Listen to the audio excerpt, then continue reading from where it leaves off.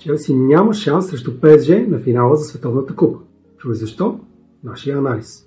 Имаме и допълнителни предложения за спора между победителите в Шампионската лига и Лигата на конференциите.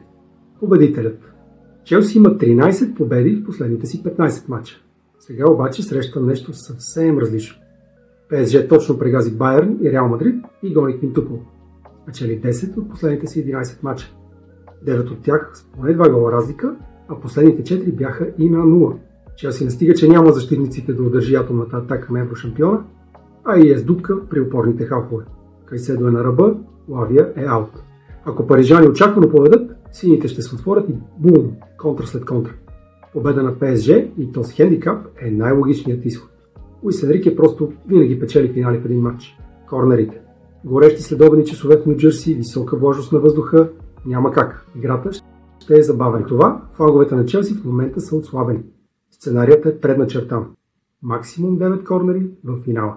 Алгоритъмът на BetPix засича плюсова очаквана стойност тук. Това са само 2 от нашите топ предвиждания за този суперфинал.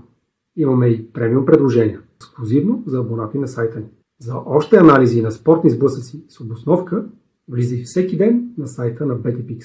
Спорно!